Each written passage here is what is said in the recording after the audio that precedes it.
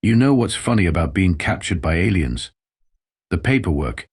I mean, here I am, strapped to what looks like a dental chair designed by someone who watched way too many B movies, and Chief Interrogator Clicks is filling out Form X745B Hostile Species Containment and Intelligence Extraction Protocol. I'm Dave Tucker, human cargo pilot, and this is definitely not how I plan to spend my Tuesday. Species designation. Clicks' metallic voice clicks like a keyboard with anger management issues. Human, I reply, trying not to laugh at how he's holding his datapad upside down. Though my ex-wife would probably classify me as irredeemable man-child. Clicks' eye stalks twitch in what I assume is confusion. Occupation. Pizza delivery guy. I pause. Well, technically interstellar cargo specialist, but today's shipment was literally 30,000 frozen pizzas bound for the colony on Europa, so. The assistant interrogator, a smaller alien named Pyle, squints all four of their eyes. What is? And that's where this whole mess started. See, about 6 hours ago, I was piloting my ship, the SS Pepperoni Princess. Don't judge, I got it cheap from a bankrupt Italian restaurant supply company through a particularly boring stretch of space between Mars and Jupiter. The Graxians, that's what these folks call themselves, picked up my cargo manifest and completely misinterpreted what pizza meant. Apparently, in their language, peet'za is their word for a highly volatile explosive used in mining operations. So when they detected a ship carrying 30,000 units of what they thought was space dynamite heading toward a human settlement, they assumed the worst. The fact that I tried to explain by showing them a promotional holo image of a steaming hot Hawaiian pizza only made things worse. They took one look at the pineapple and declared it biological warfare. Your species will reveal the secrets of your chemical weapons program, Clicks declares, still holding his datapad upside down. I sigh. Look, I get the confusion, but I promise you, the most dangerous thing about my cargo is the possibility of heartburn, and maybe the controversial nature of pineapple as a topping. Silence. Clicks' eye stalks quiver with authority. We know of your species' reputation. Humans are classified. As he pauses dramatically, flipping through several screens on his datapad. Death World Category 3 inhabitants. Oh yeah, I can't help but grin. What gave us away? The fact that we drink literal poison for fun. Our habit of eating spicy food that actively causes us pain. Or was it the fact that we invented parkour? Peel quickly typed something into their own datapad. What is parkour? Trust me, you don't want to know. I shift in my restraints, which are surprisingly comfortable. Must be their equivalent of ergonomic design. But I'm more than happy to explain why putting pineapple on pizza is a topic that has literally started fights throughout human history. Clicks raises what I assume is supposed to be an intimidating appendage. You will tell us everything about your weapons program, human. We have ways of making you talk. I've been talking non-stop since you brought me in, I point out helpfully. Also, is that chair supposed to be tilted at this angle? Because I've got to say, it's actually helping with my lower back pain. Been meaning to see a chiropractor. As Clicks' eye stalks droop in what I can only interpret as exasperation, I can't help but wonder if this is going to be one of those stories that ends up as a cautionary tale in some alien military manual. Chapter 1: Why you should always Google pizza before conducting a raid. At least the view from the interrogation chamber is nice. They've got this whole evil lair aesthetic going, complete with dramatic mood lighting and what appears to be a lava lamp the size of a small car. I make a mental note to ask where they got it. It would look perfect in my ship's rec room.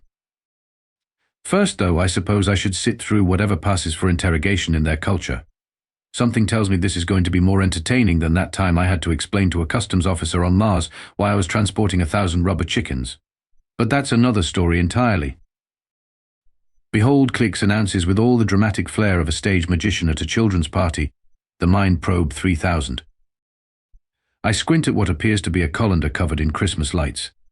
Did you guys raid my grandmother's kitchen? Pyle frantically consults their manual. The Mind Probe 3000 is the most advanced interrogation device in the Graxian fleet.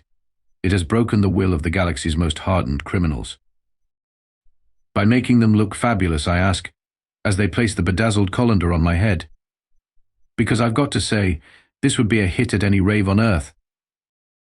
Clicks and Pyle exchange what I assume is meant to be a meaningful look, though it's hard to tell when their eyes are on stalks.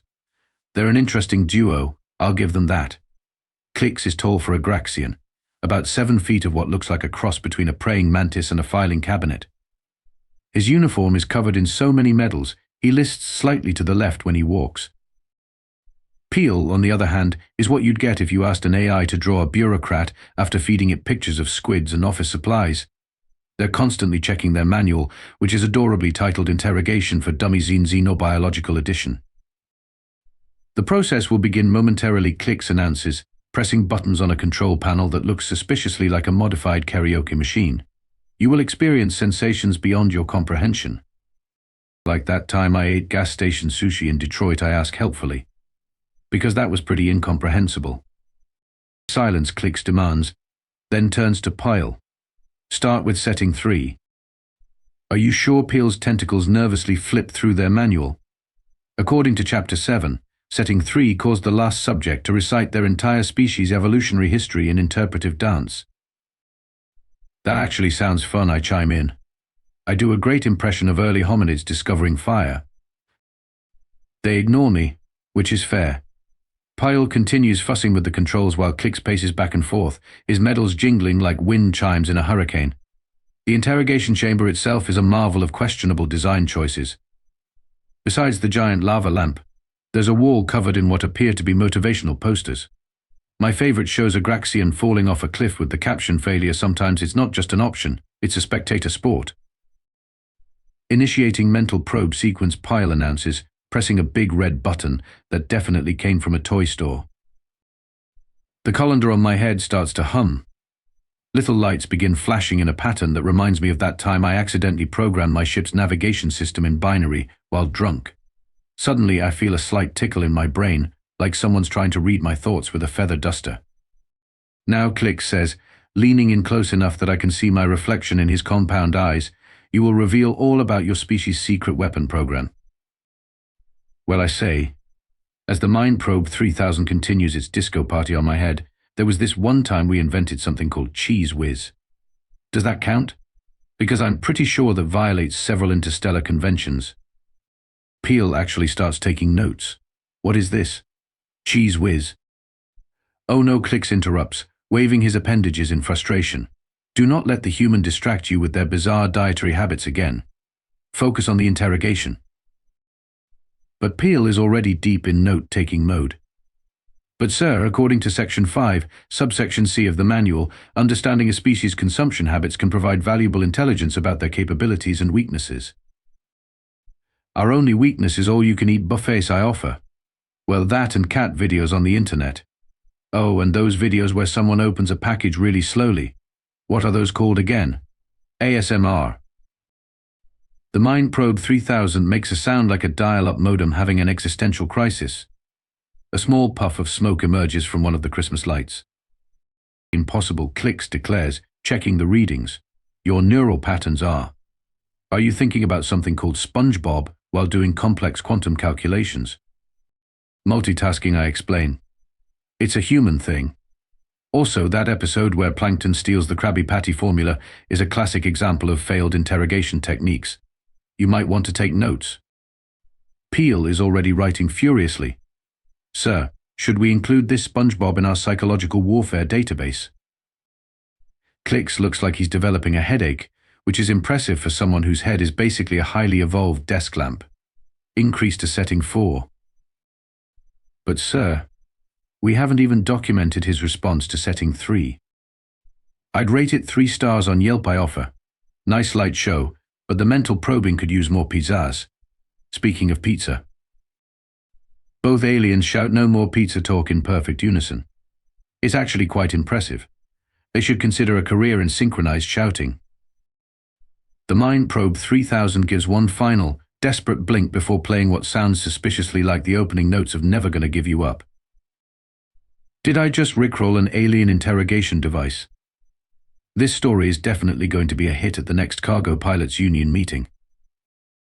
After the Mind Probe 3000's dramatic rendition of Rick Astley, which Pyle dutifully recorded as possible human battle hymn, Klix decided it was time to move on to more traditional interrogation methods.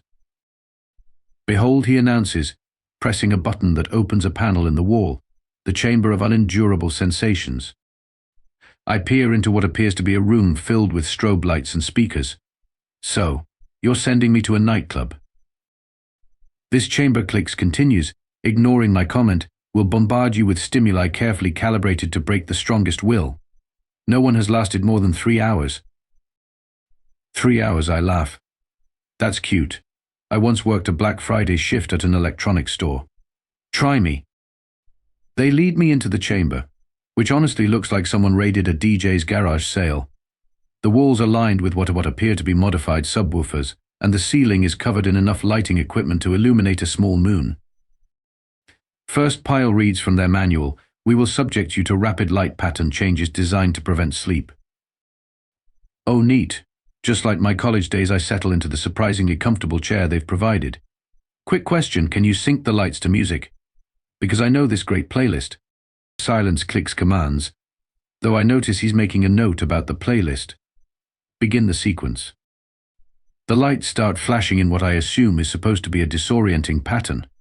To me, it looks exactly like the laser show I saw at that Pink Floyd tribute concert in Vegas.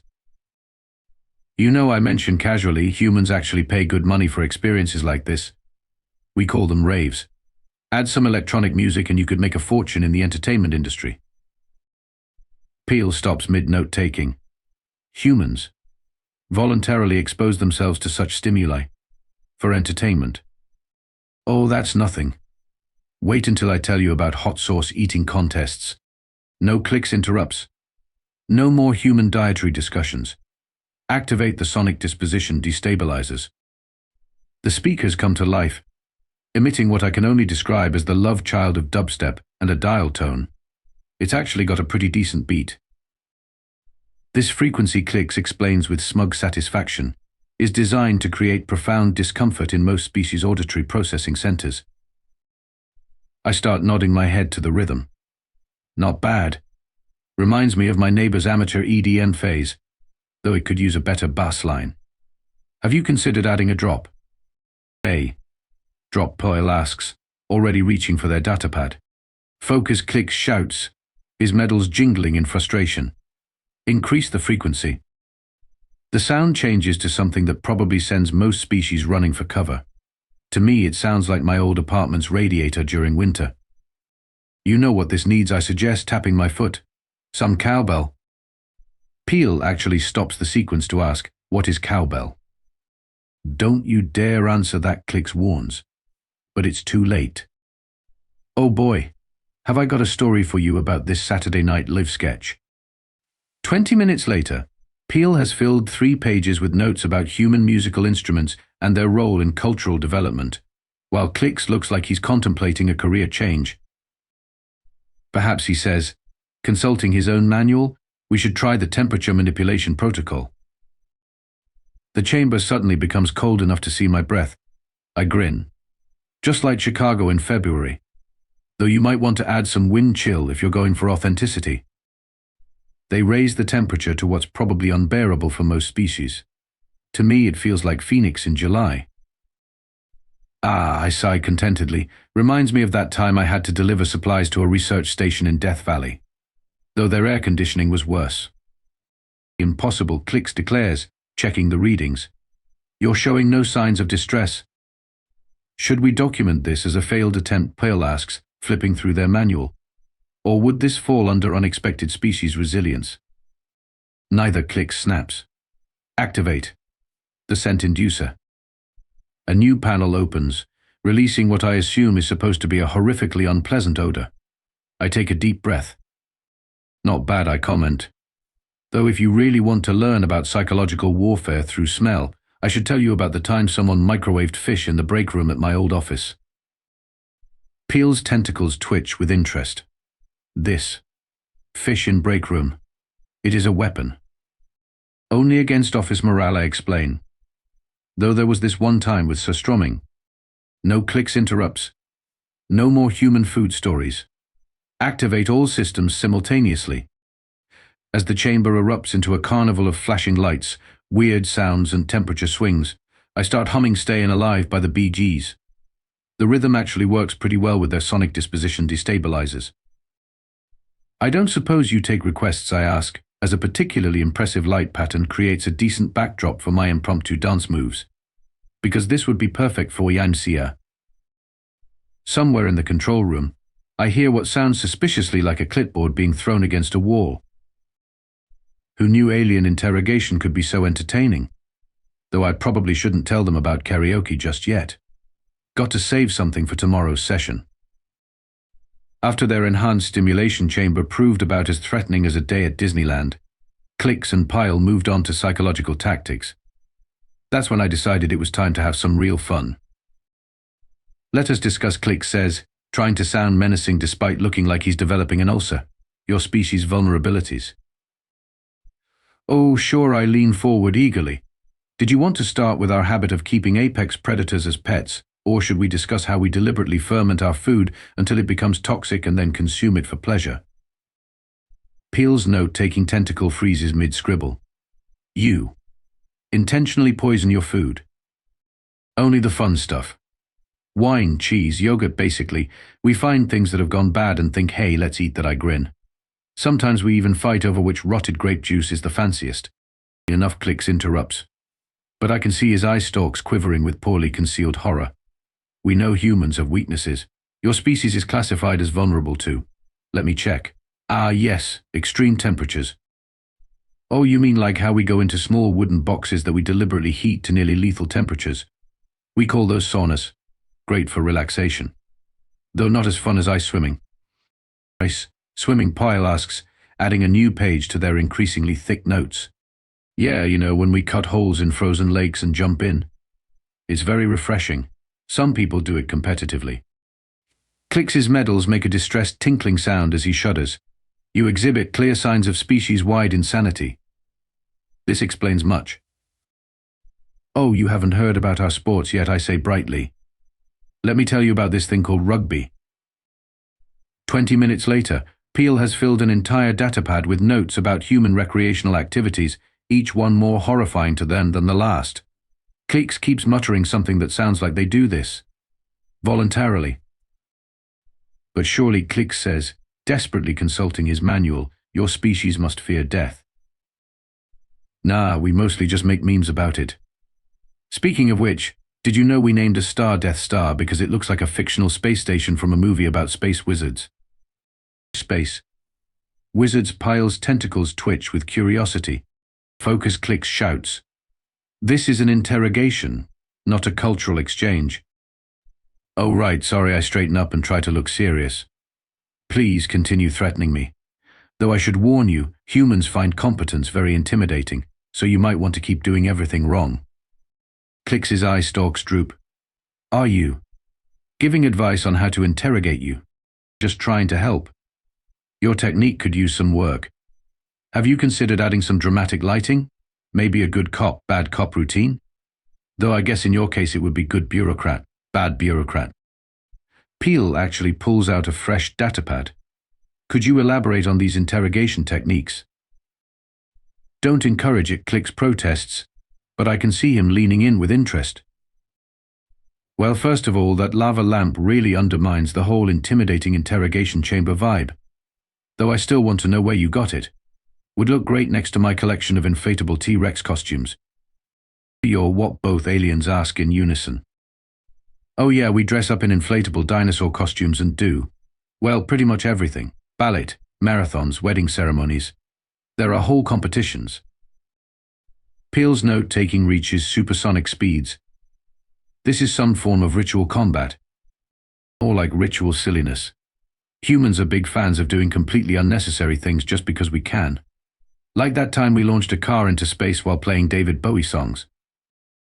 You weaponized ground transport vehicles for space combat, Clicks asks, suddenly alert. What? No. We just thought it would be funny. Though I suppose that's humanity in a nutshell, doing ridiculous things and then adding explosions to make them more interesting. The looks of dawning horror on their faces are priceless. I decide to twist the knife a little further. But that's nothing compared to what we do for fun on weekends. Ever heard of parkour? It's like normal walking, except you pretend the ground is lava and also you might die. This is clearly psychological warfare, Clicks declares. but I notice he's taken a step back from my chair. No, psychological warfare is when we invented a drink that makes you feel terrible the next day, and then convinced ourselves it was a good idea to drink it anyway. We call it tequila. Peel has now filled 3 datapads and is reaching for a 4th. Sir, I believe we may need to reclassify humans from category 3 to something else. Perhaps create a new category entirely. Don't be ridiculous, I say. We're perfectly normal. I mean, doesn't everyone occasionally eat things on a dare? The sound of Clix's medals jingling in distress is starting to sound like wind chimes in a tornado. Word about the unbreakable human spread quickly through the Graxian ship. Soon, our little interrogation chamber had an audience. Various alien scientists and officers kept finding excuses to drop by, each leaving looking more disturbed than the last. Perhaps, says a newly arrived xenobiologist, adjusting her sensory apparatus, we should discuss your species' response to adverse conditions. Oh, you mean like how we invented hot peppers that can melt plastic and then turned eating them into a competition? I smile at the growing crowd.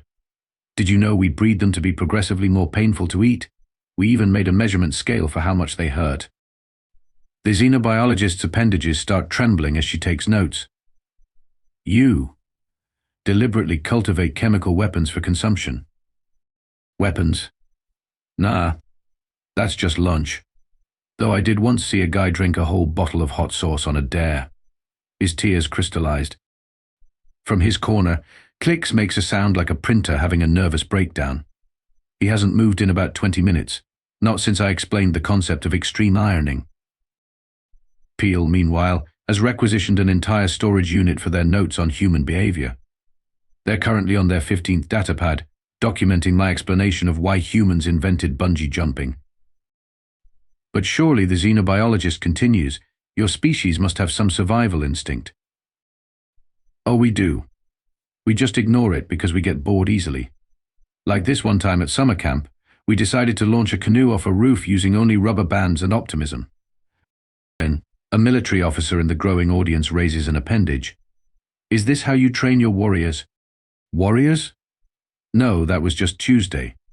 Though I should tell you about Black Friday sales if you want to see actual combat training. The crowd murmurs in confusion. Peel starts a new datapad. You see, I explain, warming to my subject, once a year we deliberately underprice popular items in stores, then gather in large crowds before dawn to fight each other for the right to purchase them. Sometimes we camp outside for days in advance. This is some form of resource allocation ritual, another scientist asks. Nope, we just really like bargains. Though not as much as we like inventing new ways to add caffeine to things that shouldn't have caffeine in them. Did you know we made coffee so strong it's illegal in some countries? The xenobiologist's instruments start giving off alarm readings. Your species deliberately consumes stimulants in dangerous quantities. Dangerous is such a relative term I wave dismissively. I mean, we also invented energy drinks that taste like battery acid and marketed them specifically to people who already have too much energy. Clix finally breaks his silence. This cannot be normal behavior for a sentient species. Oh, that's nothing.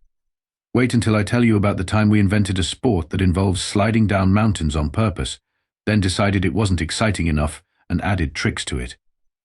Sliding down. Mountains, the military officer's translator actually glitches trying to process this. Snowboarding. Though if you think that's wild, let me tell you about skateboarding. It's like snowboarding but on concrete, and we invented it because we were bored and had some spare wood and roller skate parts lying around. The room has gone very quiet, except for the sound of Peel's frantic note-taking and what might be Clix quietly weeping in the corner. But why, the xenobiologist finally asks, why would your species do these things? I shrug. Same reason we do most things someone said I wonder if, and nobody was smart enough to say no. That's how we invented cheese, discovered electricity, and learned that some mushrooms can make you see colors that don't exist. This explains a psychiatric specialist who just arrived announces why all our psychological warfare techniques have failed.